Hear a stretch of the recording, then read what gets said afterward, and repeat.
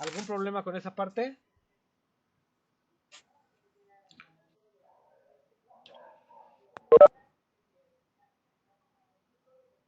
No creo, ¿ah? Yo sí tengo una duda, Ajá. prof. Adelante, adelante. Este, usted mencionaba que existió una contribución que era la más importante, que se le llamaban las altas finanzas, pero Ujú. no me quedó muy claro en cómo, en qué consistían bien. Ok. Ahorita repasamos, se puede. ¿Quién más?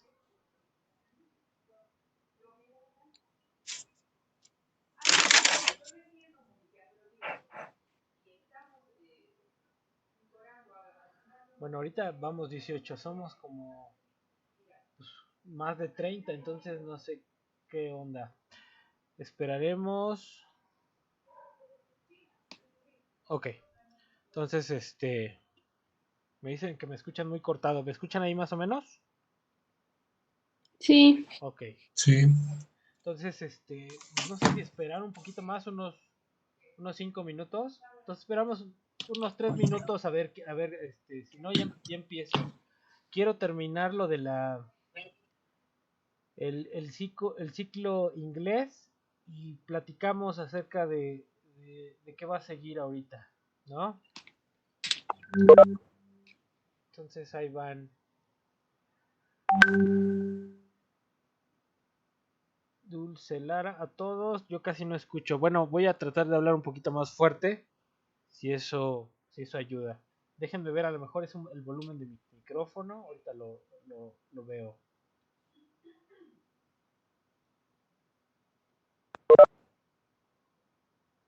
A ver, a ver. Volumen hasta arriba.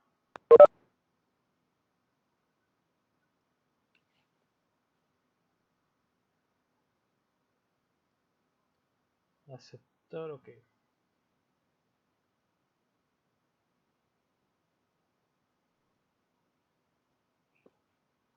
Ok.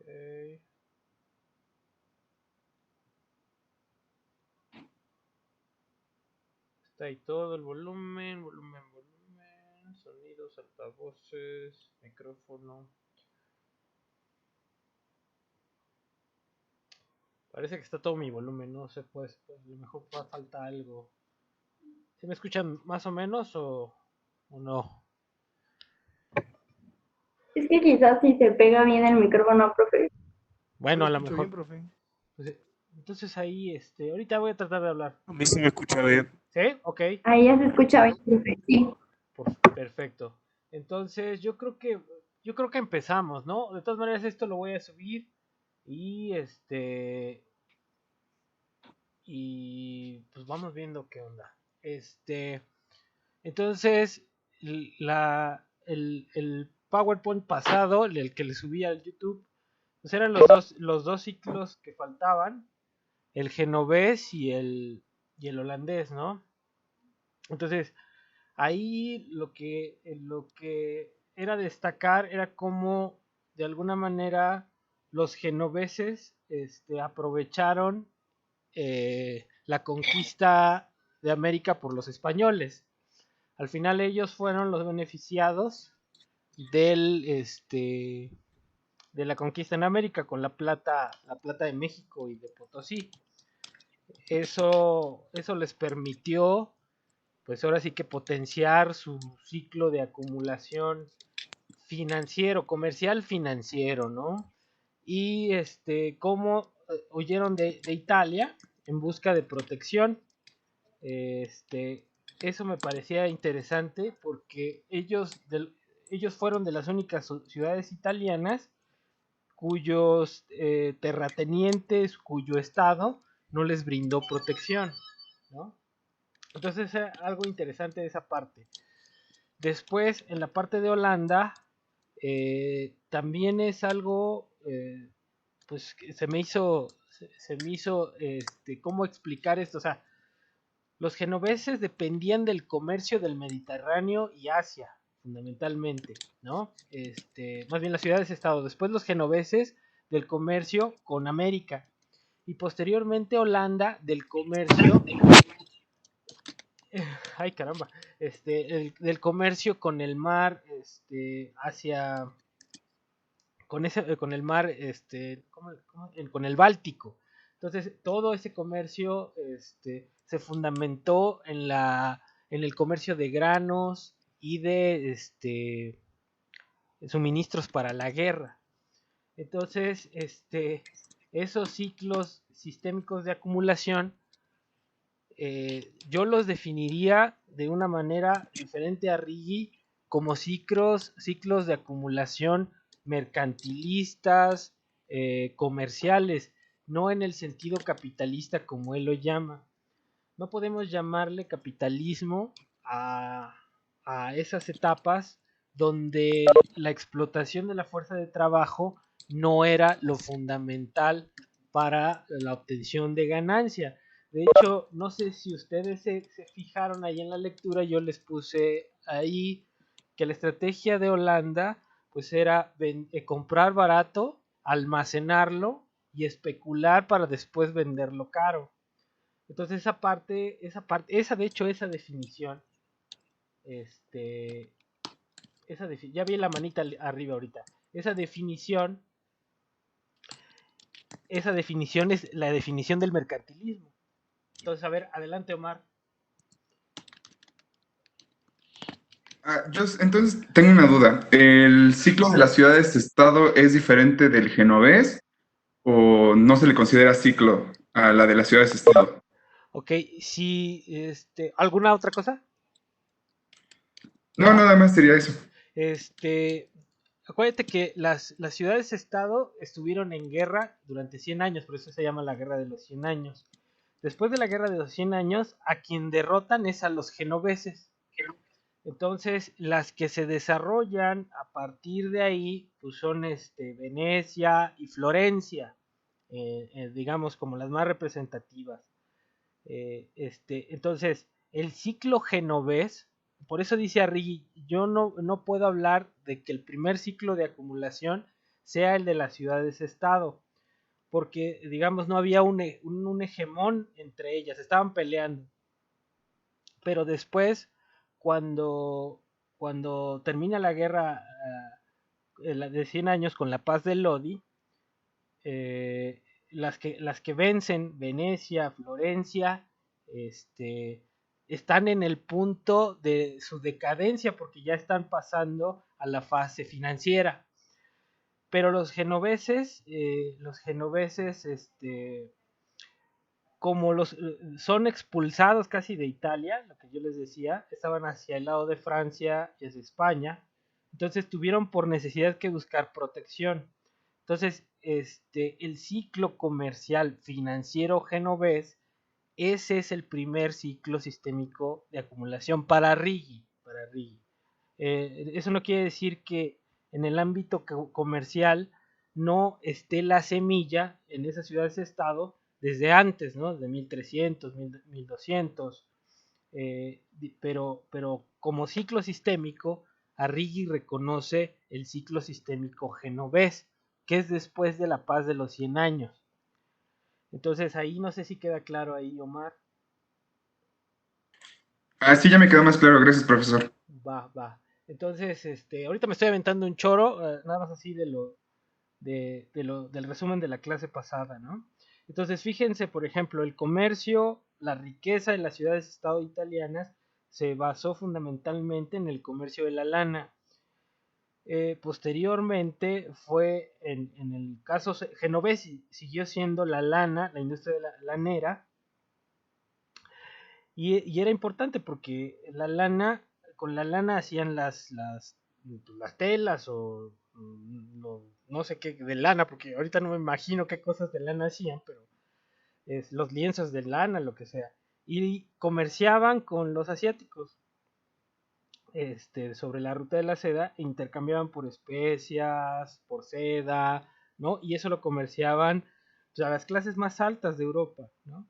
Entonces eso era el fundamento de la estrategia de las ciudades-estado italianas y genovesa. No sé si ustedes se acuerdan ahí, yo les dije que los florentinos Eh, A ver, aquí dice Arata Aguilar. Profes, ¿eso que dice de la especulación sería contrario al dumping? El dumping, a ver, ahorita explico qué es el dumping. Déjenme terminar la idea porque a mí se me cruzan los cables y después ya no sé qué estoy diciendo. Y como no los tengo aquí, pues nadie me corrige, ¿no? Entonces ya, la cosa es, ¿qué estaba diciendo? No sé. A ver, recuérdenme, ahorita qué estaba diciendo. Estaba hablando de los florentinos, profe. Ah, ok. Entonces, los florentinos, en general, los venecianos, pues el objetivo era concentrar la industria de la lana. Entonces, por ejemplo, cuando daban crédito a los nobles ingleses, pues lo hacían a cambio del control de ciertos recursos naturales, de lana, ¿no? Y para poner fábricas de lana en lugares estratégicos. Entonces, toda la base de esa industria fue la lana y el control de los recursos laneros, ¿no? ¿Por qué? Porque intercambiaban, o sea, una parte era controlar la lana, la segunda parte era comerciar con esa lana hacia Oriente y intercambiar y traer esas riquezas de seda, de especias para venderlas en Europa. Entonces esa fue la base de la riqueza. Y los florentinos que eran los financieros más exitosos durante ese periodo de las ciudades-estado, pues lo que hicieron es, la base de su fortuna financiera fue, estaba recargada o estaba basada en ese control de la industria lanera, entonces comercio. Esa parte es la importante de esa parte, pero también la base de esa riqueza en ese modelo era la industria lanera. Después, con los genoveses, sigue siendo la industria lanera, pero ya después, obviamente, es el comercio de metales de España. Ahí la cuestión es que seguía siendo la industria lanera el fundamento de la riqueza, bueno, ese saqueo de los metales de México, pero la crisis de ese modelo tuvo que ver con el hecho de que España no producía nada, ¿no? España traía la plata y yo les puse ahí varios esquemas. ¿Y qué hacía con esa plata? Pues compraba insumos militares para expandir el imperio español, pero también consumía, o sea, era una economía que saqueaba la riqueza de la Nueva España o de América, en específico de México, y con esa riqueza financiaba su expansión territorialista y su consumo. Entonces, porque ellos no producían nada, no era propiedad de ellos, no tenían ninguna industria los españoles. Y ese fue, digamos, el problema con España. Al final, España, al querer hacerle la guerra a Holanda, pierde. Y pierden, y con eso, digamos que se empieza a derrumbar el imperio español. Yo les platicaba ahí, bueno, entonces ahora el comercio estaba en Amberes, que es una ciudad que es de Bruselas y que está junto a Holanda. El comercio ahí también era una ciudad muy importante. Entonces, cuando entra en crisis toda la zona del Mediterráneo en términos productivos, esa zona se vuelve muy dinámica porque los recursos, el grano y todo, lo empezaron a importar de la zona del Báltico y también los insumos militares. Los insumos militares no los producían las ciudades-estado italianas, las producían por la zona del Báltico. Entonces ahí el que empezó a dominar el comercio de esa zona, pues fueron los holandeses. Entonces al perder la guerra con Holanda, pues los españoles se tuvieron que replegar. Y ahí los que ganaron terreno pues fueron tanto los holandeses como los ingleses. Y entonces ahora en ese ciclo sistémico holandés, la diferencia con las ciudades-estado es que ellos empezaron a obtener ganancia de todos lados, tanto del comercio como de la compra de tierras, de la bolsa de valores que ellos crearon en Ámsterdam, fundamentada en la Compañía de las Indias Orientales. Entonces, a mí me parece esa parte muy interesante y cómo se va moviendo,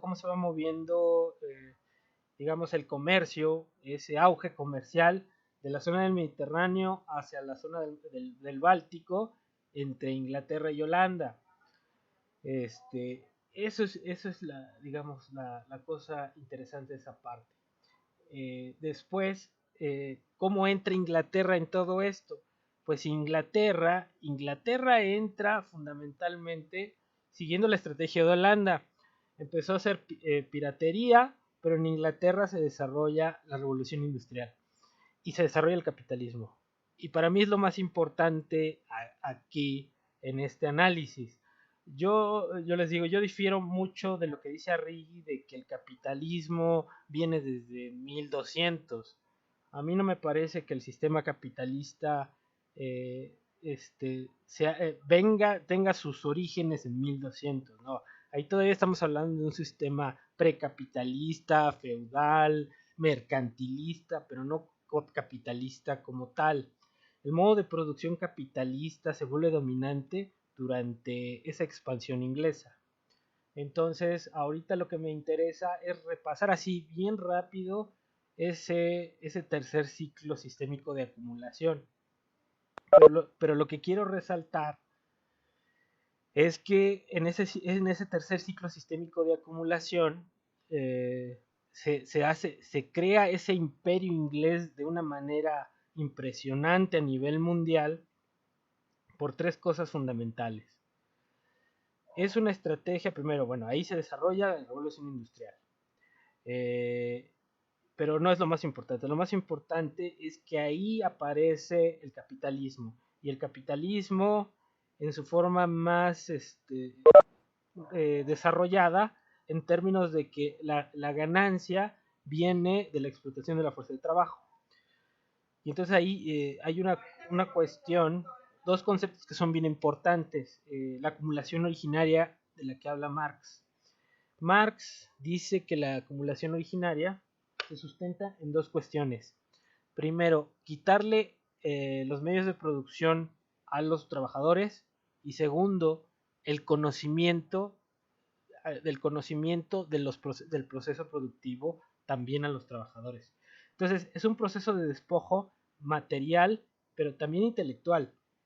Entonces, ahí hay varias lecturas que hacen que Inglaterra sea una fábrica de mercancía, fuerza de trabajo. ¿Y a qué me refiero con mercancía, fuerza de trabajo? Donde el hombre no tiene otra forma de subsistir si no es vendiendo su fuerza de trabajo. Entonces, ese es para mí, y bueno, es lo que es una opinión, es algo subjetivo, pero mucha gente está de acuerdo en esta visión de que el capitalismo es inglés. Entonces, y el modo de producción capitalista se vuelve dominante en Inglaterra, principalmente por la razón de que la fuerza de trabajo se vuelve mercancía y segundo, se desarrolla ahí la revolución industrial. Entonces, eso hizo, bueno, entonces tenemos esa parte, el hombre como mercancía, la revolución industrial y la tercera cuestión fue el libre comercio. Entonces, el tercer ciclo de acumulación se va a caracterizar por ser un ciclo de libre comercio, ¿sí? En donde ahora ya la bolsa de valores hegemónica a nivel mundial va a ser la bolsa de Londres. Y por un hecho fundamental, Inglaterra acabó con la Compañía de las Indias Orientales, quitándole todo el comercio a Holanda, que tenía de la zona de la India, con China, ¿sí? Y además fue el hecho de que los holandeses y con los franceses ayudaron a las 13 colonias. Entonces eso fue el acabose para Holanda. Cuando Inglaterra pudo, los sacó del mercado, ¿no? Y obviamente la bolsa de valores inglesa sería el centro financiero mundial. aunque Ámsterdam ha seguido con cierta dinámica, pero desde ese entonces, fíjense, hasta hoy, la bolsa de Londres, la City de London, sigue siendo una bolsa de valores muy importante a nivel internacional. ¿Sí? Entonces, aquí hago una pausa por si tienen alguna duda, un comentario o lo que sea.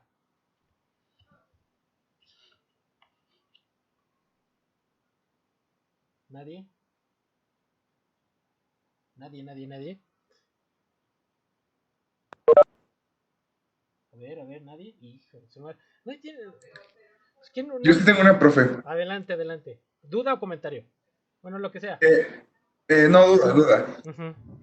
O sea, ¿en qué momento es que Holanda empieza a ceder su poder a Inglaterra para que Inglaterra se lo termine de arrebatar? ¿En qué momento más o menos? Pues el problema, fíjate, Sí. el problema de los holandeses es que se unieron con Francia y apoyaron a las 13 colonias. Entonces, ya por ahí, fíjate, ¿cuándo fue la independencia de las 13 colonias? Pues 1776, ¿no? Entonces, ya un poquito más, ya cerca, ¿qué será? 1780, pues los ingleses le dieron duro a los holandeses, ¿no? Vengándose de que les hayan quitado sus colonias.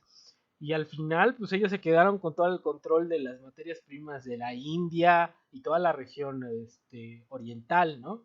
Entonces yo creo que ese fue el golpe final a Holanda, porque si recuerdas bueno, y si leíste la lectura o viste el video, la Compañía de las Indias Orientales, pues fue el fundamento del ciclo sistémico de acumulación holandés, ¿no? Tanto en lo financiero como en lo comercial. Entonces ellos dominaban todo lo que era el Báltico, hacia América y hacia Oriente, ¿no? Entonces todo el comercio, toda la especulación financiera se fundamentaba en toda la empresa que realizaba, y empresa es el ir a hacer el comercio, ¿no? Que el barco zarpe hacia América, hacia Oriente, eso es una empresa, ¿no? Entonces, todos especulaban, todos en la bolsa por la rentabilidad que prometían las compañías de las Indias Orientales. Entonces, cuando Inglaterra termina por destruir el comercio de Holanda, pues se acaba el ciclo holandés, ¿no? Entonces estamos hablando de que 1800, pues sí, casi ya llegando a 1700, 1780, 1790. Y ya ahí empieza, digamos, bueno, obviamente la hegemonía inglesa como tal es hasta 1815, cuando acaban las guerras con Napoleón. Pero en ese inter, pues se da todo ese proceso de cambio. Entonces, sí, más o menos ese periodo, y porque la hegemonía como tal inglesa arranca en 1815, ¿no? Con la derrota de Francia. Entonces, no sé si quedó claro más o menos. ¿Algún comentario? Lo que sí, le sigo. Ahorita voy a poner la diapositiva, pero si tienen dudas, pues adelante. De hecho, ¿sí me escucha? Sí, adelante. También influyó mucho la Guerra de los 7 Años, en donde se enfrentó Inglaterra con Francia, y como Holanda apoyaba a Francia, pues Inglaterra ganó la guerra. Así También le es. quitó gran parte del territorio en América, como la Luisiana Exactamente. Oriental, me parece. Uh-huh. Entonces también fue un factor importante esa guerra. Sí. O sea, acabaron con ellos de todo, por eso todo el comercio, tanto hacia América, porque ellos nada más tenían el control de esa parte de América, pero obviamente comerciaban con todos los demás, con las 13 colonias. Cuando ellos lo sacan de esa parte de América, pero también lo sacan de Oriente, entonces pues no les quedó nada a los holandeses, ¿no? Y sí, así como comentas, esa parte, o sea, los borraron del comercio mundial. Entonces ahorita vamos a ver la diapositiva, en donde vamos a ver ya al imperio inglés en toda su gloria, ¿no? No ha habido bueno, no había habido hasta ese entonces un dominio económico político como el que tuvo el Imperio Inglés, ¿no? Entonces sí es importante estar comentando esto e ir reflexionando la historia desde el punto de vista de Rick. Entonces son tres cosas a las que vuelvo a resaltar. No sé si tengas otro comentario alguien más.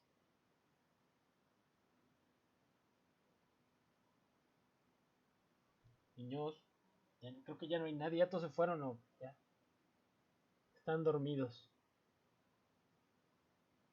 ¿Ya nadie? Bueno, entonces les voy a compartir la diapositiva. Dice, profe, eso que dice de la especulación sería contra el dumping. Ah, ok. Entonces, a ver.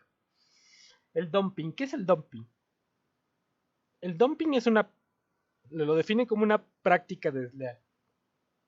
Una práctica desleal que tiene con una cuestión de triangulación o, por ejemplo, imagínense que Estados Unidos tenga prohibido el comercio con los chinos, ¿sí?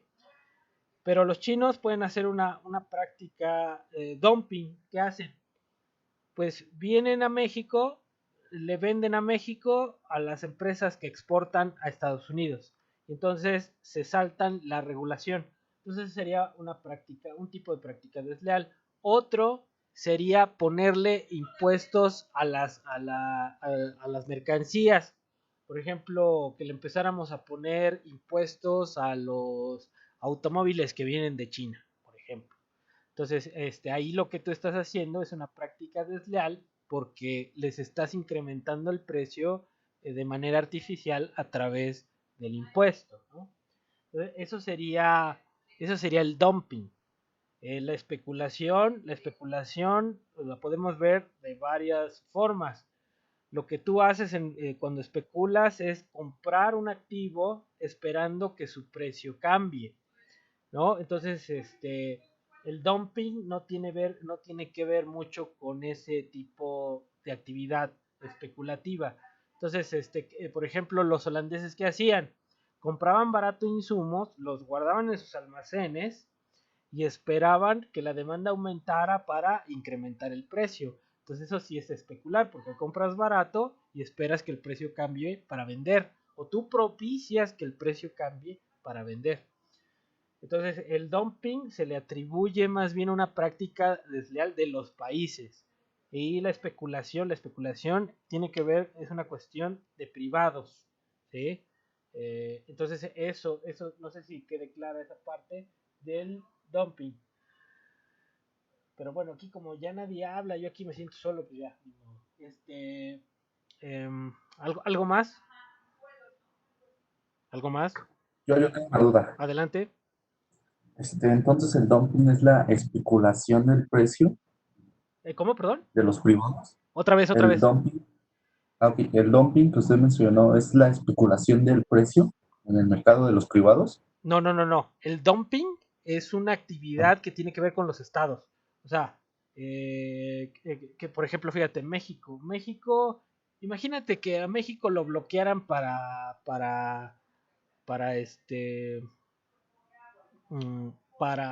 comerciar con Estados Unidos. Imagínate. O sea, es un supuesto, ¿no? Ah. Entonces, lo que México puede hacer para comerciar a Estados Unidos es venderle insumos, por ejemplo, o venderle a alguien de Europa para que ese de Europa le venda a Estados Unidos. Entonces, eso sería como algo desleal porque te saltas la regulación.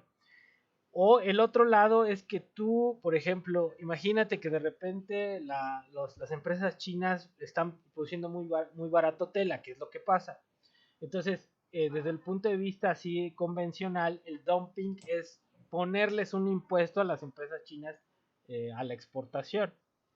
Eso es una práctica desleal, porque no está respetando la competencia, ¿no? Eso tiene que ver con los estados, La especulación es la que hacen los privados, los agentes privados, ¿no? Entonces, por ejemplo, tú te vas y compras una acción de Bimbo, y estás esperando que crezca el precio de la acción para después venderla. Eso es especulación. ¿Qué no sería especulación? Que tú compres la acción de Bimbo y que te esperes a que te paguen el dividendo, ¿no? Pero la mayoría de la gente que va a la bolsa de valores está esperando comprar barato para vender caro. Eso es especulación, ¿no? Lo que hacía, por eso yo te ponía el ejemplo de Holanda. Ellos compraban barato, ¿no? Y no Holanda como estado, los comerciantes holandeses compraban barato, lo almacenaban y lo vendían después caro. Eso es especular, ¿sí? Entonces no sé si queda claro. Sí, sí, sí. Va, Sí, gracias. órale. Entonces no sé, ¿alguien más? ¿Ya nadie? Ok. Bueno, voy a compartir la presentación. Déjenme ver dónde está. Aquí está. Entonces, ¿por qué? O sea, las tres fuerzas que hicieron que Inglaterra, lo repito para que quede claro, potenciaran esa capacidad de convertirse en un hegemón a nivel mundial, pues fueron en orden de importancia que ahí se empezó, el modo de producción capitalista fue dominante y la fuerza de trabajo se convirtió en mercancía. Esa es una. La segunda, la revolución industrial. Y la tercera, una estrategia de libre comercio. ¿Sí? Entonces, obviamente esa era la estrategia que podía encaminar Inglaterra, porque Inglaterra empezó a producir muchos bienes de capital por esa revolución industrial.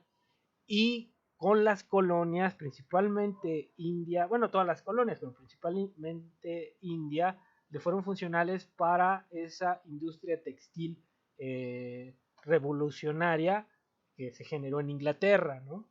Entonces, dice aquí, por ejemplo, en la primera parte de la diapositiva, en el siglo XVIII, ya Inglaterra le gana el terreno a Ámsterdam como bolsa de valores mundial. Entonces, Inglaterra vence a Francia, ¿sí? Entonces, Holanda, lo que yo les decía, ayuda a Francia, y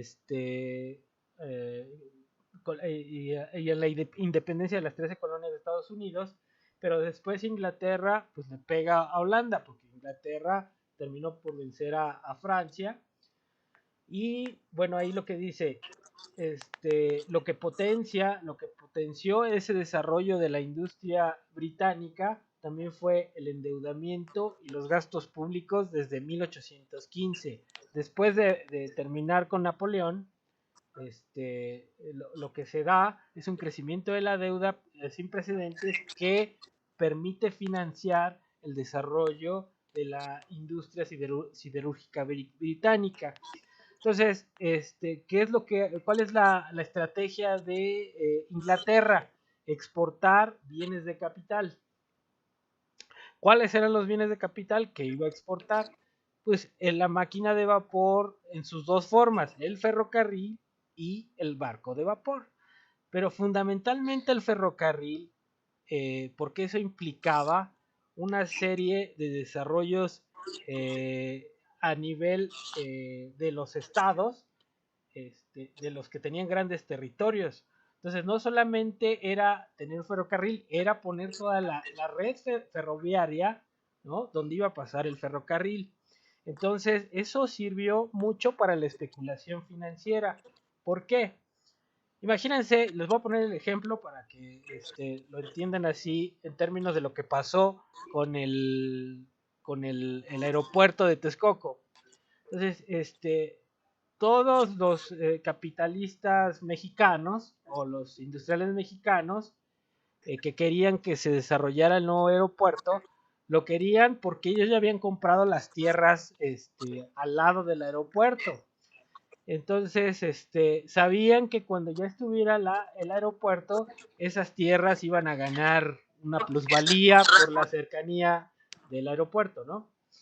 Entonces, lo mismo pasa acá, o sea, donde pasara la vía del ferrocarril, iba a subir el precio de la tierra. Y entonces aquellos financieros o bancos empezaron a comprar las tierras para después que pasara la línea férrea, pues tener una ganancia de la venta de la tierra, ¿no?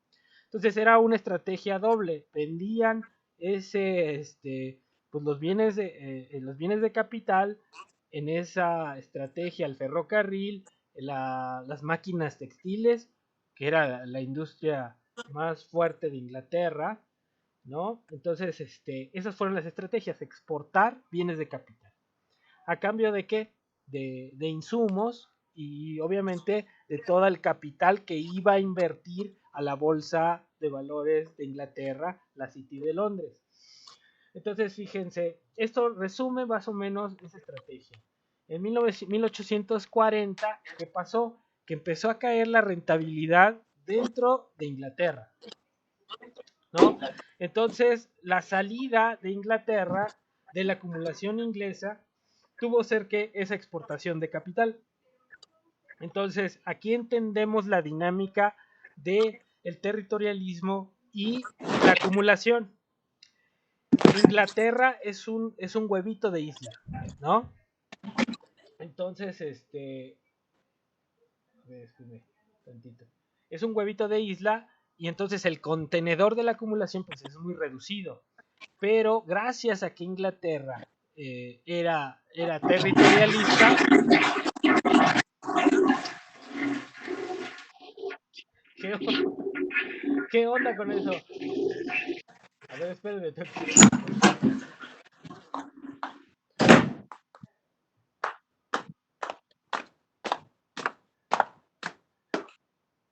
No puede ser.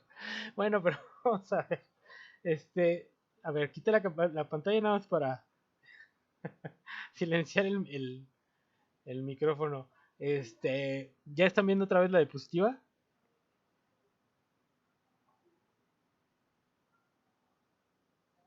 Jóvenes, ¿están viendo la diapositiva o ya estoy solo otra vez?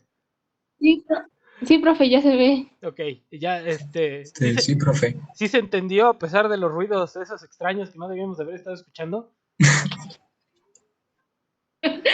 Sí. Está bien. Es jocoso escuchar eso. Bueno, pero vamos a ver. Entonces, sí, ¿de qué estaba hablando? ¿Quién sabe? A ver, ¿de qué estaba hablando?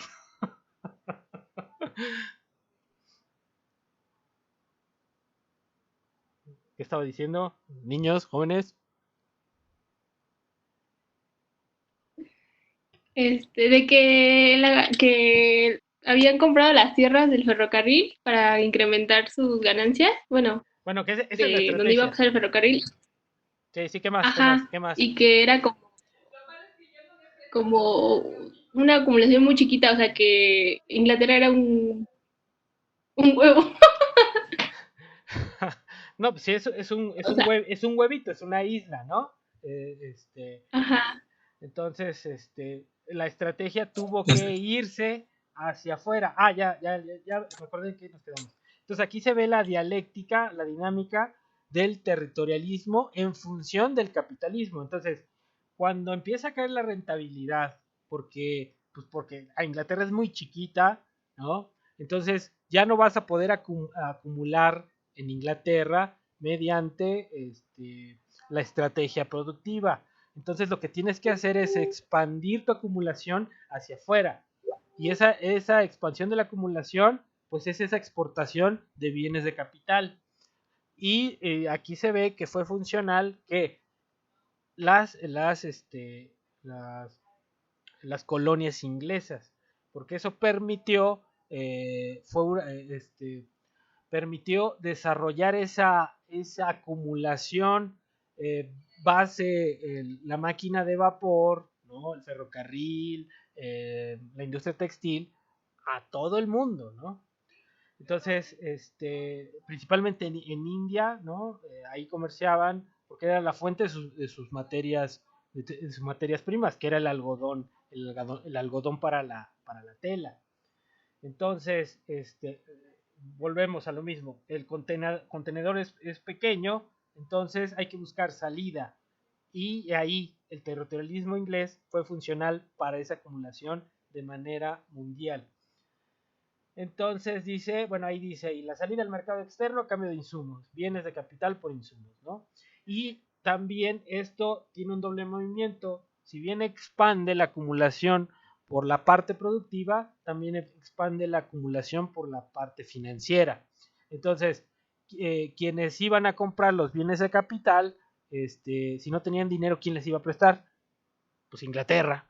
Entonces, Inglaterra financiaba a aquellos países para la exportación del capital inglés, ¿no? Entonces estaba financiando Inglaterra la expansión del dominio inglés, ¿no? No el desarrollo de las colonias, no, la expansión del dominio inglés. Entonces voy a cambiar de diapositiva.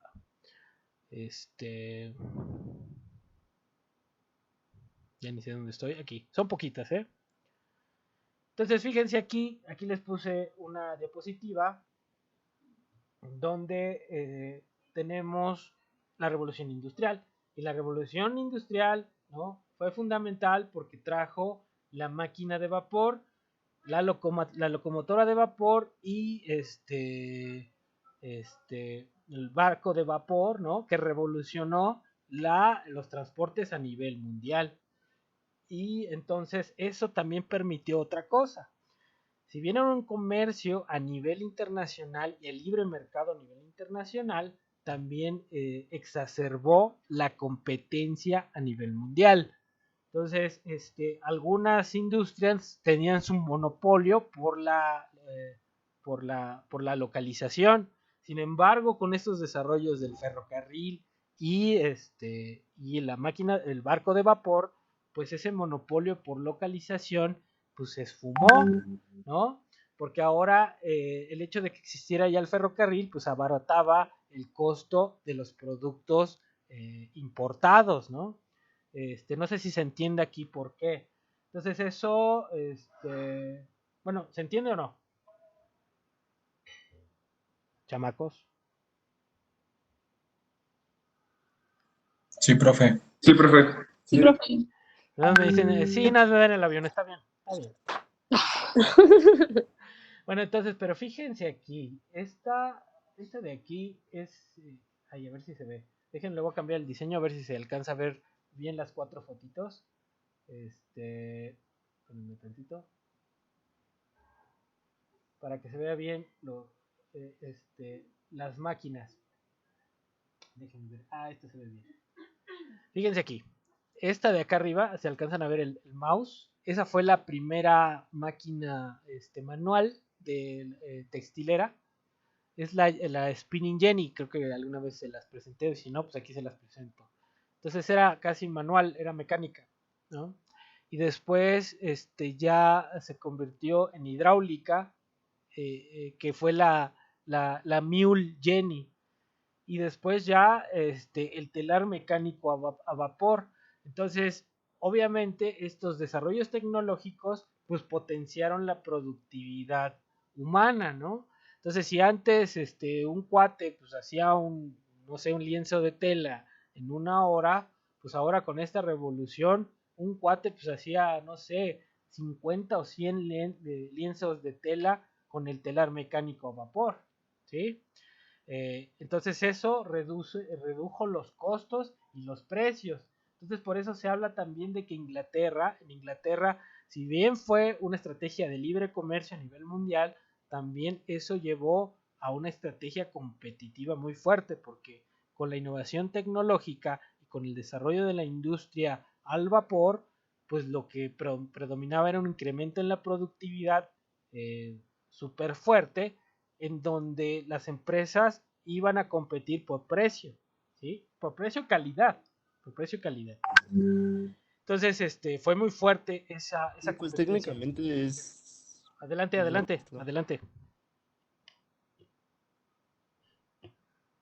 Adelante.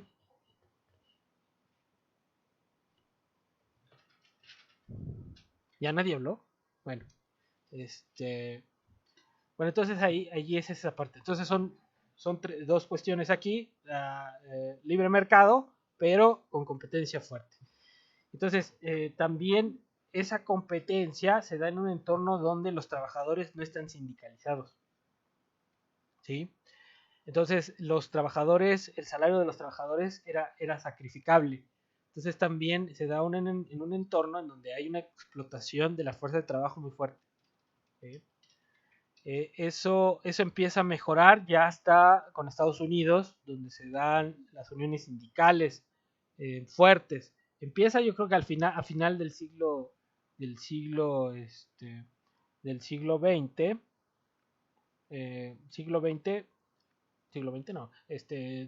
XIX, y se perfecciona a inicios del XX. Ese modelo corporativo en donde los sindicatos ya son fuertes, ¿no? Pero por otras razones. Eso lo vamos a ver después. Bueno, entonces fíjense, este es el dominio británico. Entonces, aquí está Reino Unido, y pues es un huevito si lo ven a nivel mundo, ¿sí? Y todas las áreas rojas, ¿sí? Son las colonias que tenía Inglaterra, ¿no? Entonces, si recordamos el mapa de Holanda, pues Holanda está por aquí, más o menos, por aquí, y Holanda solamente comerciaba hacia América, y hacia Asia, y cierta parte de Europa, y obviamente el Báltico por acá arriba, ¿sí? Pero Inglaterra pues dominó todo el mundo. Entonces, fíjense, Australia, Nueva Zelanda, India, Egipto, Sudán, o sea, era una cosa impresionante el dominio inglés, ¿no? Entonces todo el comercio, todo lo que se potenció, ¿no? O sea, la máquina de vapor no solamente llegó a Estados Unidos, también llegó a México. Entonces, por todos lados, esa industria al vapor se desarrolló y eso implicaba que, pues, ganancia para los productores de ferrocarriles, ¿no? Entonces, eso fue un fenómeno mundial, no solamente en esas áreas rojas, digamos, ¿no? Entonces dice, fíjense aquí, 1845 y 1849. Dice 1870 a 1875. Digamos que fue el periodo en donde las redes ferroviarias se triplican. Y las de maquinaria se multiplicaron por 9. O sea, fue una etapa de expansión del capital, de los insumos productivos, de manera impresionante a nivel mundial. Dice, se llevaron exportaciones a América, Oriente Medio, Asia, bueno, ahí está mal, Asia, Australia, y también se sextuplicaron las exportaciones, ¿no? Entonces da una globalización como nunca se había vivido en la economía mundo capitalista, ¿no? Pero en 1870 se llega a una fase de expansión financiera. Entonces, el modelo inglés, la acumulación inglesa, va a encontrar su límite, la acumulación productiva, va a encontrar su límite más o menos en 1870, pero específicamente en 1873, con la crisis del ferrocarril. Entonces, ya en 1870 hasta 1920 es la expansión financiera de Inglaterra y que va a ser liderada por los Rothschild, ¿no? Dice, bueno, ahí Braudel está no en contra, se pelea ahí con Hilferding. Si podemos caracterizar esa etapa de 1870, Hilferding dice que es una etapa del capitalismo monopólico. Sin embargo, dice Braudel que esa etapa se puede caracterizar como un capitalismo de estado cosmopolita, en el sentido de que la acumulación de capital no solo venía de la fase de expansión productiva, pero bueno, son cosas ahí medio teóricas, lo plantea ahí Arrighi, y aquí se los planteo nada más, ¿no? No vamos a ahondar mucho en esa parte. Dice Hobson, por eso dice ahí Hobson, sí, dos agencias distintas, propietarias de capital excedente, dice, y que no venía del comercio. Dice, capital excedente expande la oferta financiera, que venía de los tributos del exterior y también la inversión que llegaba a la City de Londres, que era el centro financiero mundial. Entonces todo ese capital, es lo que dice, el capital excedente no solamente fue del desarrollo del capital productivo, sino que había una acumulación previa que se recircula en Londres y eso va a potenció ese ciclo de capital productivo. Entonces, después de 1815, cuando se derrotan a Napoleón, el capitalismo inglés se expande de una manera impresionante, se acelera el proceso, como lo vimos aquí, de exportación hacia todos lados a nivel mundial, y eso al final va a acelerar la cuestión competitiva y va a terminar por minar la ganancia capitalista. Entonces, eso hace crisis en 1873. Entonces ya en 1873 ya empieza a haber un movimiento de capital hacia el sector financiero. ¿Por qué? Porque el sector productivo deja de ser rentable.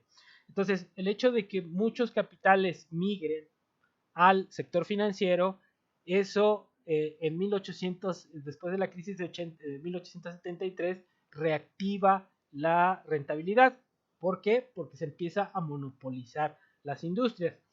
Entonces es un proceso denominado cartelización y trustificación de las grandes industrias, más o menos desde 1873 hasta 1920. Entonces, pero con una fuerte competencia, y lo que termina por llegamos con esa estructura monopólica, pero muy competitiva, a la crisis del 29.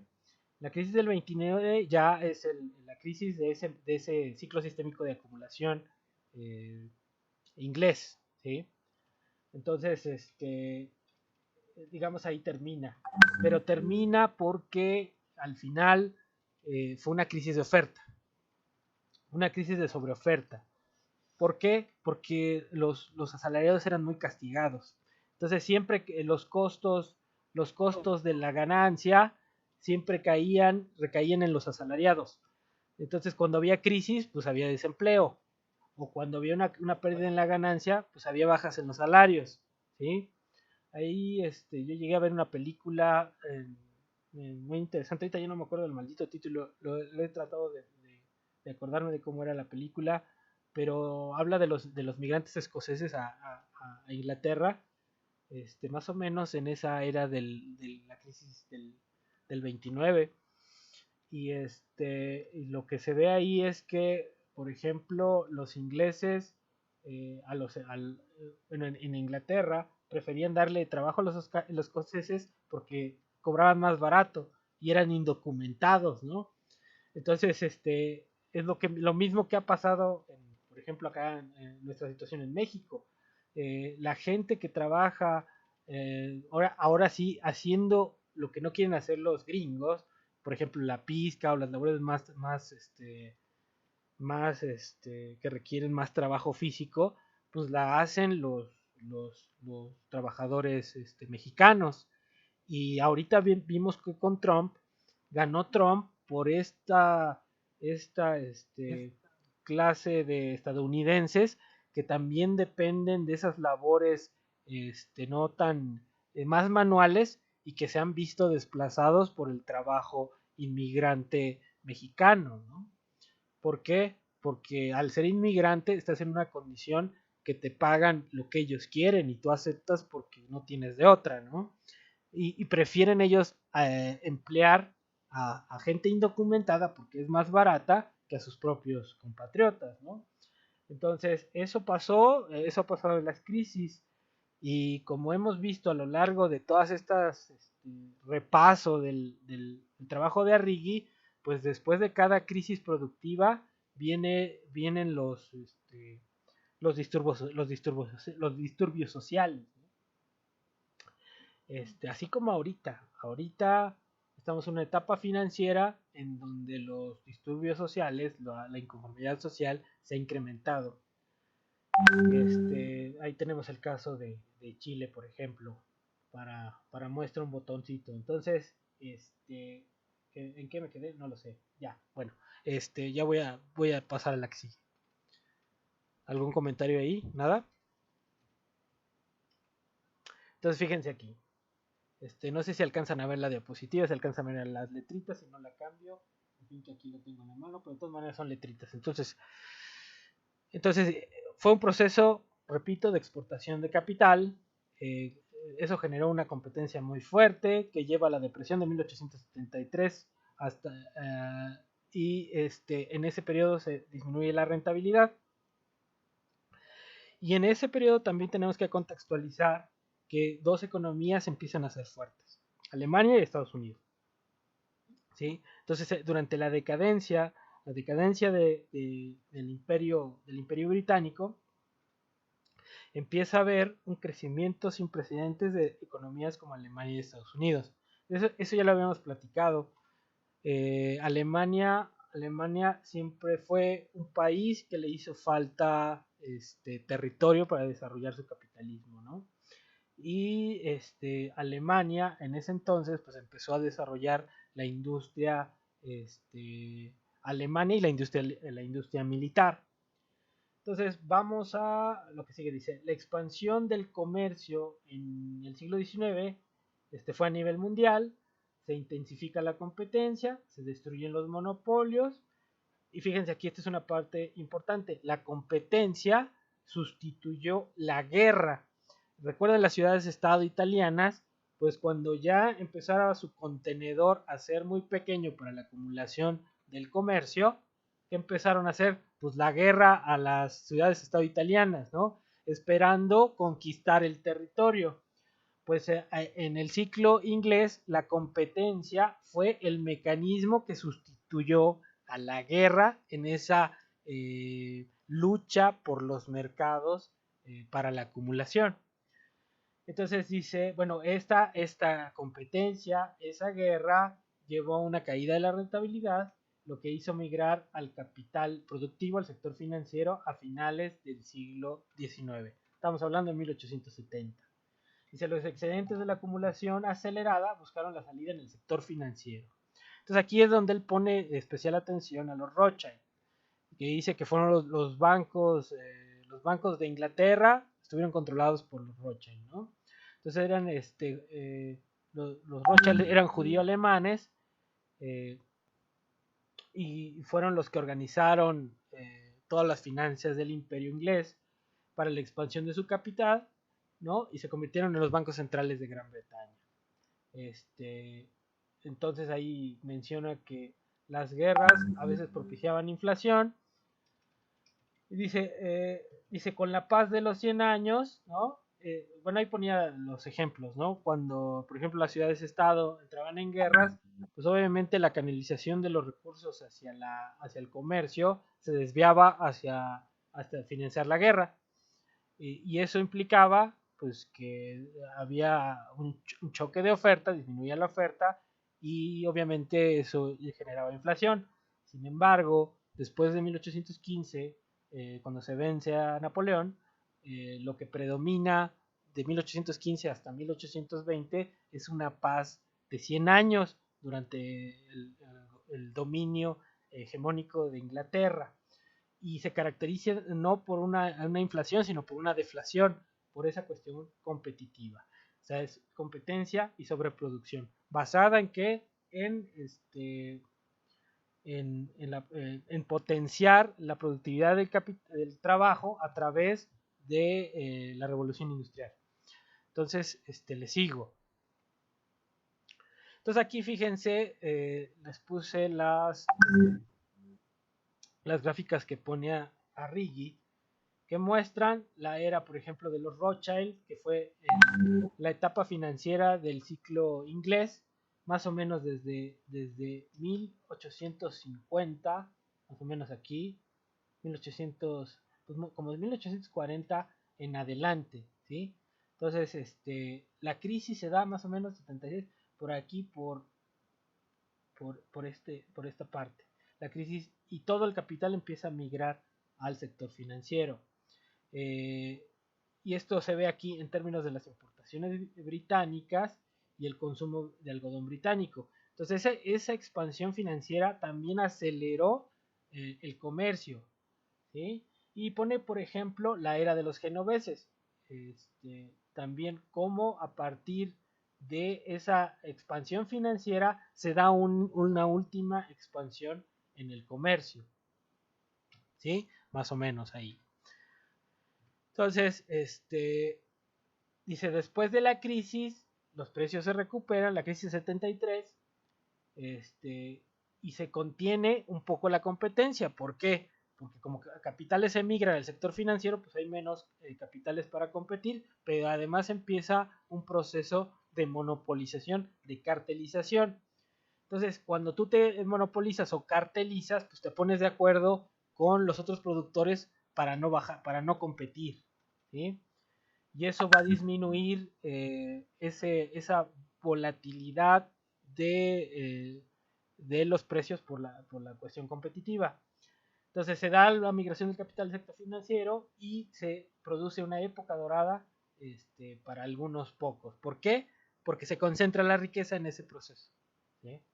Y esto lleva a una euforia que lo vamos a ver, o lo sabemos, truena en la crisis del 29. Entonces se da una búsqueda del crédito para la acumulación del gasto militar. Entonces eso ya estamos hablando en esa parte del ciclo financiero, la etapa financiera que estamos viendo 1873. Entonces de ahí para el real se busca salir a la acumulación a través de la inversión en el gasto militar. Entonces, el gasto crece en Gran Bretaña, en Francia, Alemania, Rusia, Austria-Hungría e Italia, ¿no? Y por ejemplo ahí dice, pasa ese gasto de 132 millones en 1980 a 205 millones en 1900 y a 397 millones en 1914. Libras, millones de libras. Entonces, digamos, la crisis intercapitalista de 1873 se transforma en una competencia interestatal después de 1873, ¿sí? Entonces ya se preparaban las condiciones para la Primera Guerra Mundial. Entonces, el que gana, la ganona de la Guerra Mundial va a ser Inglaterra, en términos de quién fue la que impuso. Pero al final, nosotros sabemos que el gran ganador de la Primera Guerra Mundial fue Estados Unidos. ¿Por qué? Porque fue el que financió a Inglaterra una parte de ese gasto bélico. Entonces, por eso dice, Inglaterra ganó la Primera Guerra Mundial, pero a un gran costo, ¿sí? Entonces, esto, digamos, resume de manera muy general el tercer ciclo sistémico de acumulación. Vamos a ver aquí cómo estuvo la cosa. Y aquí lo que les pongo es una gráfica de Arrighi, más o menos en tiempos cronológicos, en una cuestión cronológica, cómo se dieron los ciclos sistémicos, ¿no? Entonces, el primero, que tiene que ver con la Guerra de los 100 años italiana, ¿sí? Desde el siglo XV hasta el siglo XVI, ¿sí? Es la etapa del ciclo genovés. Pero fíjense cómo se intercala la era de los genoveses, ¿no? Y la de los holandeses. Entonces, en esta Guerra de los 100 años se desarrollan las ciudades-estado italianas y de ahí el que sale ganador es Génova. Después, durante el periodo que se convierte en hegemón Génova, ¿sí? Los holandeses empiezan a crear el nuevo ciclo, ¿sí? Y el nuevo ciclo, entonces aquí vamos viendo el largo siglo XV, XVI, y 17, digamos, con los genoveses, pues se fundamentó en la industria de la lana. Después, en el ciclo holandés, de los insumos militares, porque también parte del ciclo financiero genovés.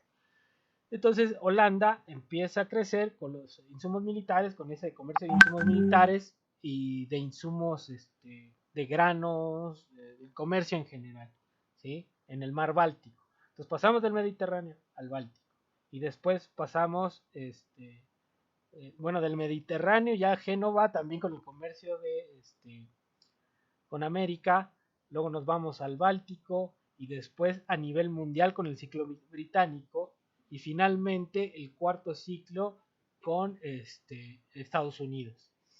Que aquí, digamos, Arrighi, pues no pone el ciclo financiero porque, pues cuando escribió este libro, pues todavía no se veía la crisis del ciclo financiero estadounidense. Me parece que estamos viviendo hoy, en esta coyuntura del coronavirus, lo que sería ya el ocaso del ciclo financiero estadounidense. Y eso es muy interesante. Pero bueno, eso es un chisme mío. Habría que esperar. No creo que la economía estadounidense después de esto pueda consolidar todavía un liderazgo por mucho tiempo, ¿sí? Entonces, ahí estamos. Y al final les pongo aquí una cita de Marx que me gustaría leerla. Dice, el progreso de la producción capitalista no crea únicamente un mundo de maravillas, abre en la especulación y el sistema de crédito miles de fuentes de enriquecimiento inmediato. Dice, cuando se ha alcanzado una cierta etapa de desarrollo, llega a ser una necesidad para el desafortunado capitalista demostrar un grado convencional de prodigalidad que constituye también una exhibición de riqueza y, en consecuencia, una fuente de crédito. Dice, el lujo entra en los gastos de representación del capital. ¿Y qué es lo que estoy hablando? Bueno, Marx reconocía que en cierto momento de la acumulación va a llegar una etapa en donde el capitalista tiene que moverse al sector financiero, ¿sí? Que tiene dos cosas, le va a quitar presión a la competencia intercapitalista en la parte productiva y por otro lado va a financiar va a financiar la acumulación a través del circuito financiero. Entonces, yo quisiera llegar hasta aquí. Esto sería el tercer ciclo sistémico de acumulación de manera muy resumida. Y lo que vamos a leer para el cuarto, vamos a leer una lectura que ya no va a ser la de Giovanni Arrighi, porque quiero que entiendan otras cuestiones acerca del modelo fordista de producción en Estados Unidos, que no solamente es económico, sino también cómo se estableció el estado de bienestar en Estados Unidos. Entonces es un libro que ya está cargado, es un capitulito, ahí está cargado en el Dropbox, y sobre de ese vamos a terminar esta clase de los ciclos sistémicos, revisando cómo se construyó ese cuarto ciclo productivo o cuarto ciclo sistémico de acumulación. Si no tienen dudas, pues esto sería todo hasta hoy. Ya les platiqué lo de la lectura. Profe. Mándeme.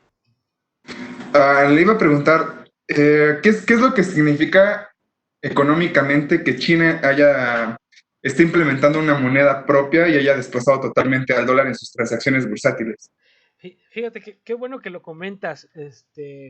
Eso pasó a raíz de, no sé si escucharon, no sé si fue chisme o fue, porque siempre Trump está blofeando, ¿no? Entonces no sé si fue un blofeo de Trump o no.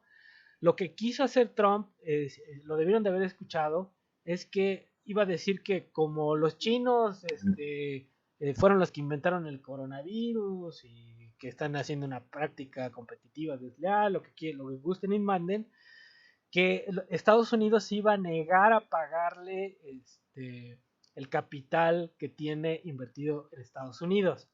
Y entonces una interpretación de eso es que los gringos no quieren pagar los bonos que tiene China de Estados Unidos. ¿Sí?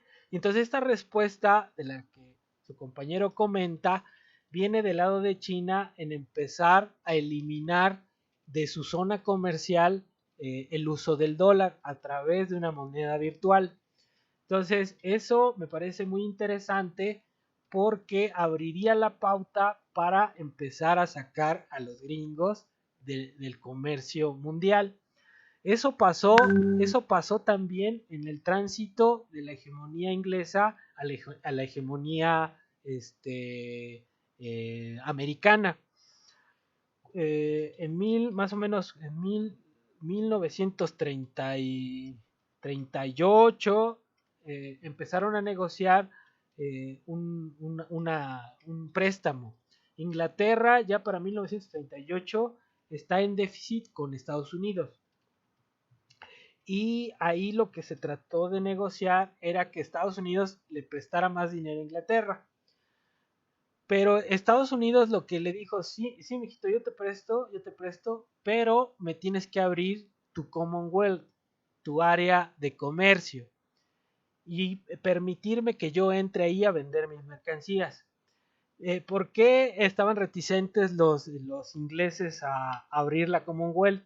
Porque era un área que ellos controlaban y todo el comercio se hacía en libra esterlina. Entonces, lo que está pasando ahora parece una calca de lo que puede pasar en términos de eliminar de la hegemonía mundial a Estados Unidos. Entonces, el comentario que hizo el compañero va en ese sentido. No sé si tengas otro comentario, otros chismes que son interesantes. Pues de hecho, se supone que salió una noticia que en China habían dicho que, bueno, habían lanzado como el comentario de que si en este caso Donald Trump exigía que los chinos pagaran por la cuestión del coronavirus, entonces Estados Unidos era el responsable por indemnizar o pagar los problemas que ha causado el SIDA. Ese chisme también está bueno. Fíjense que ahorita esto lo hace Trump porque realmente el manejo de la emergencia sanitaria en Estados Unidos ha sido un desastre. O sea, ya no sé ahorita cuántos millones de muertos llevan, creo que no llevan millones, ahorita no me acuerdo cuántos muertos llevan, pero ha sido un desastre. Y la forma de salir al paso de Trump es empezar a culpar a los chinos, a distraer la atención. Yo sinceramente no creo que bajo estas condiciones Trump se pueda reelegir. Puede pasar, pero yo creo que no se reelige por el manejo tan desastroso de la cuestión sanitaria.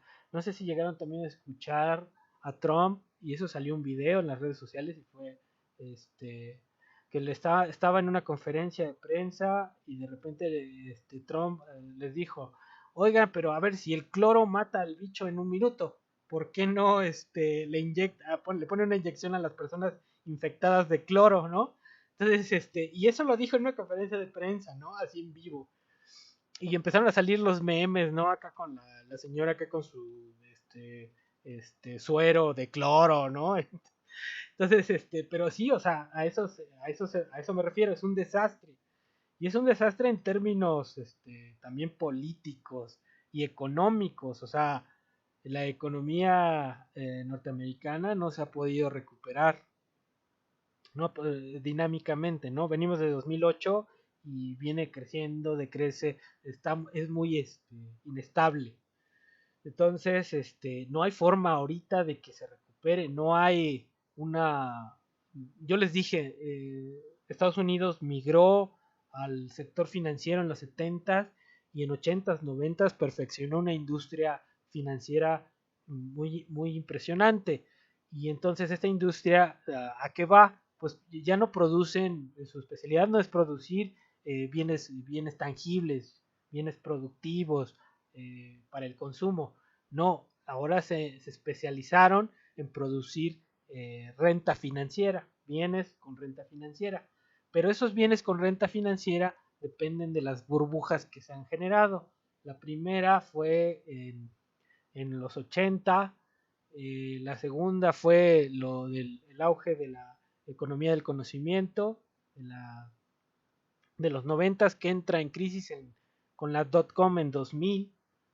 Después la burbuja que se genera sostenida sobre la especulación hipotecaria que truena en 2008. Después la burbuja de los commodities, y es un movimiento de capital financiero que se va dando hacia un colateral. El problema es que ya después de los commodities ya no hay un colateral que les genere ese crecimiento financiero. Entonces, pues es una economía que ya no tiene de dónde asirse, pues. Y ahorita está Trump preocupado porque los chinos han crecido como locos y son los que tuvieron una respuesta muy fuerte sobre el coronavirus y son los que han ayudado a nivel internacional. Estados Unidos no ha tenido la capacidad para ayudar si no puede con sus problemas en Nueva York, ¿no? Entonces, al margen de esto, pues no sé si haya otro comentario.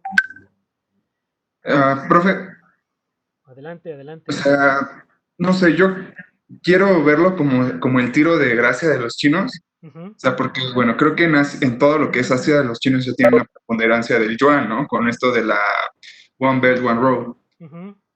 Entonces, no sé si sea el tiro de gracia para por fin levantar el yuan y que Estados Unidos le termine debiendo todavía más cuando se los quiera cobrar. Pues puede ser, te digo, hay que ver todavía, pero sería, te digo, copia de lo que pasó con Inglaterra, ¿no? O sea, hay que ver si si los capitales que comercian en China, pues ahora sí que ya no necesitan el dólar, ¿no? El dólar es necesario para comerciar con Estados Unidos. Entonces yo todavía ahí no lo tengo claro porque el comercio de Asia, no sé si ahorita solamente dependa de la demanda de Asia, ¿no? Eso todavía no lo tengo claro. Entonces habría que ver si ya no depende del consumo de Estados Unidos. Si ya no depende del consumo de Estados Unidos, pues Estados Unidos se puede ir al carajo, ¿no? Y puede ser una zona de dominio del yuan. Entonces, y lo que podría hacer los chinos es cobrarle lo que le deben a Estados Unidos. Digo, lo que les debe Estados Unidos a ellos. Pero hay que ver, hay que esperar. Te digo, no sé cómo se recomponga la economía, ¿no? Y ese sería, hay que esperar. No podemos especular, ¿no? Ok, profe, gracias. No, adelante, adelante. A ver, ¿qué quiere hablar? ¿Ya nadie? Bueno, no sé, tengo la duda, porque de hecho apenas igual salió un comunicado de el ex candidato Mid diciendo que era como esta una oportunidad como para el crecimiento y todas esas cuestiones para México. Pero, o sea, ya así como digamos en términos eh, reales, podría ser como, digo, de por sí todas las economías están como en caos por la contingencia, pero podríamos verlo de alguna manera como una oportunidad para, pues a lo mejor no para el crecimiento, pero sí para mejorar como ciertos ámbitos dentro del mismo sistema. Eso es lo que se habló en la conferencia con la doctora Levy y los otros dos doctores, ¿no? Uh-huh. Ajá, O sea, que realmente, pues lo que se está viendo es como que muchos países quieren regresar al estado de bienestar porque ahora resulta que las empresas neoliberales quieren que lo salven de la crisis. Sí, o sea, a ver, la cosa es, el capital depende de una cuestión. Nosotros lo vimos con Boyer. O sea, la gran incertidumbre del capitalismo, de la producción, es que tú no sabes si lo que vendes lo van a comprar. Esa es la cuestión. Entonces, cuando se rompen estas cadenas globales, ¿sí? O sea, China vendía a Estados Unidos. Las empresas gringas están en China, ¿no? Porque ahí hay insumos baratos, ahí está la competencia, ahí está la ganancia. Entonces es una cadena que se construyó con empresas de Estados Unidos, ¿sí? Y que han desarrollado también vínculos muy fuertes con las empresas chinas. Pero entonces es un sistema en donde la producción se hacía en China y el consumo lo hacían las principales economías desarrolladas del mundo, en los estratos con mejor ingreso, ¿no? Pero era a costa de una clase trabajadora mal pagada, eso, ¿no? Entonces, teníamos ese sistema, ese era el sistema. Los chinos producían, nosotros, por ejemplo, vendíamos commodities o los insumos primarios y Estados Unidos consumía. Entonces, se rompe ese sistema, se está rompiendo ese sistema. Todavía no sabemos a qué vamos a regresar. Pero si se rompe ese sistema, entonces lo que se tiene que pasar es a una cuestión regional, ¿sí? Entonces, lo que tiene que imperar en esas regiones es un consumo alto. Y eso a través de que se tiene que hacer, pues de subir salarios, no hay de otra. De una redistribución de la riqueza, de un estado de bienestar, ¿no? Entonces, estamos hablando no de una cuestión que tenga que ver con una cuestión social, sino es de la propia sobrevivencia del capitalismo. Sí, podríamos estar pensando en cuestiones verdes, en ya no contaminantes, por ejemplo, tenemos que defender que la educación sea gratuita, que la salud sea gratuita y de calidad, ¿sí? Pero eso va a depender de la cuestión política, porque a quién beneficia y a quién perjudica pues este tipo de economía, principalmente a los financieros. Si ya nos vamos a centrar a lo productivo y otra vez a echar a andar un estado de bienestar, pues en el estado de bienestar los financieros no pueden estar cobrando las tasas que cobran, no pueden estar especulando por todas las cuestiones, no pueden estar calificando los países, ¿no? Esa es la aberración del siglo XX, que un privado califique un estado, ¿sí? O sea, eso no puede pasar ya. Pero todavía el sector financiero tiene mucho poder, ¿no? Bernie Sanders no llegó a ser el candidato demócrata porque los financieros no quisieron que llegara. Entonces, esa es la realidad todavía. Entonces, sí podemos pensar en todo lo que gusten y manden, pero tenemos que ver cómo están los equilibrios de poder. Por eso yo les decía que ustedes están en una posición privilegiada porque tienen una formación tanto económica como política. Y ahorita lo que tenemos que pensar es a qué equilibrio vamos a regresar, ¿no? Esa es la cuestión que es interesante. Y lo podemos seguir platicando, ¿no? Entonces, a ver, ¿quién quiere platicar algo? Si no, pues ya aquí lo vamos dejando. Y pues vamos preparando la otra lectura, ¿cómo ven?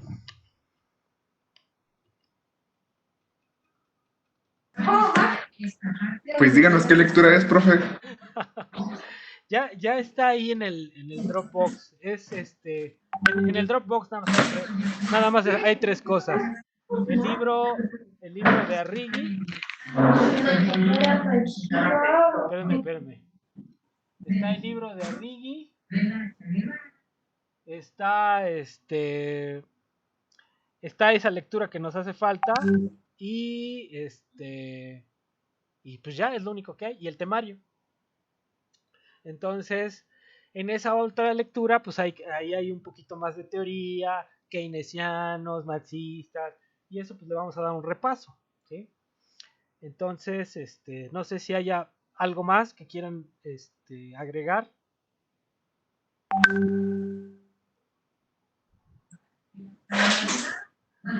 No, creo que no, profe.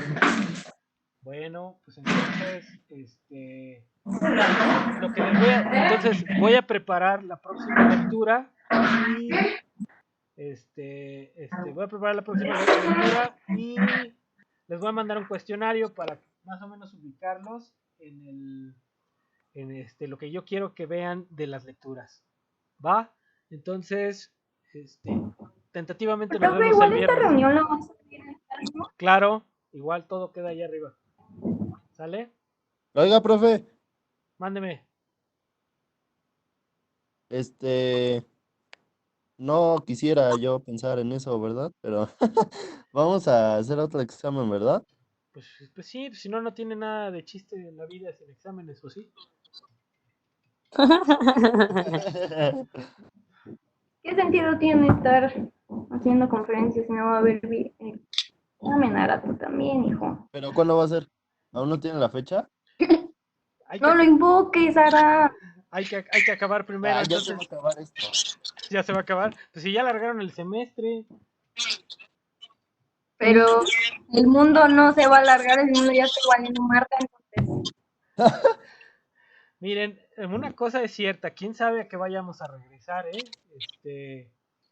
No creo que podamos volver a tener grupos de 40 o 50 personas en un salón.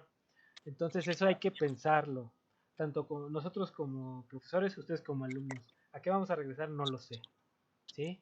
Entonces ahorita lo que quiere la UNAM es extenderse lo más que se pueda para ver si podemos regresar a una normalidad parecida a la que teníamos, ¿no?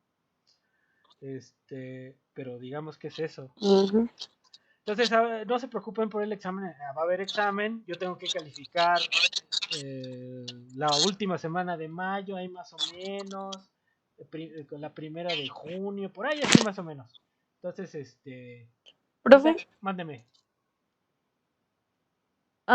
o sea, ¿esto quiere decir que usted va a seguir dando clase hasta el 21 de agosto o ¿Agosto? ya, o sea, No, no, ustedes no, no, tienen no, como no. que... No. O sea, nosotros tenemos que acabar en mayo, como habíamos quedado más o menos, ¿no? Entonces, mm, ¿sí? ¿Esa era la duda o no? No, pues agosto no, ¿por qué hasta ujú, agosto? sí, No, nosotros tenemos que acabar en mayo. es que Sí, adelante. habían sacado un comunicado Ujú. de que se iba a expandir todo y que según el semestre estaban viendo a ver si se acababa hasta el 21 de agosto, creo, ¿no? Sí, pero es para la gente Se malinterpretó. que no retomó las clases. O sea, por ejemplo, nosotros nos fuimos de la escuela y, por ejemplo, yo tenía contacto con ustedes porque yo desde el principio ya estaba manejando el Classroom, ¿sí? Pero hay Ujú, profes que no los agarró desprevenidos y no han dado clases, ¿no? Hay gente ya muy grande que no sabe ni qué es un ujú, correo electrónico, ¿no? Entonces, ujú. o sea, ahora sí que se prolonga el semestre para ver si se pueden resolver estas cosas, ¿sí? Ok, gracias, profe. Pero nosotros vamos a acabar en mayo, o sea, ya para que se vayan a descansar ustedes, porque también esto de estar aquí es una dinámica que uno no sabe y se estresa uno mucho también, ¿no? Ujú.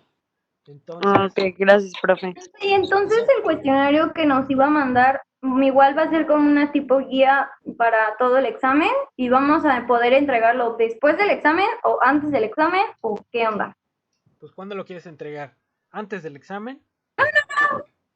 No, No, pues no sé usted, profe, yo lo entrego el día que usted diga. Después, No, después. está mejor así, ¿no? Digo, una cosa es una guía, ya sobre la guía más o menos te armas lo que vas a contestar y ya después se entrega bien hecha y ya. Porque si no es entregar y hacer el examen, es más chamba, ¿no? Qué profe tan chido es usted, bien humano, bien comprensivo. Contestas mal la guía y la repruebas.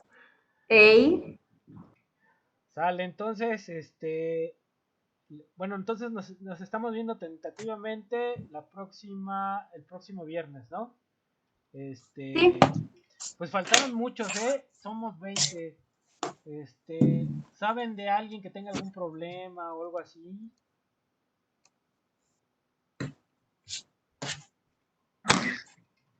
¿Problema de qué, profe? Pues ¿De coronavirus? de que esté enfermo, enferma, no sé.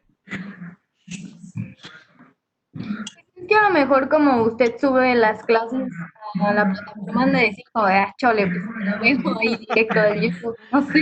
Dice, aparte ni pregunto, ¿no? Entonces, ¿para qué? Está bien.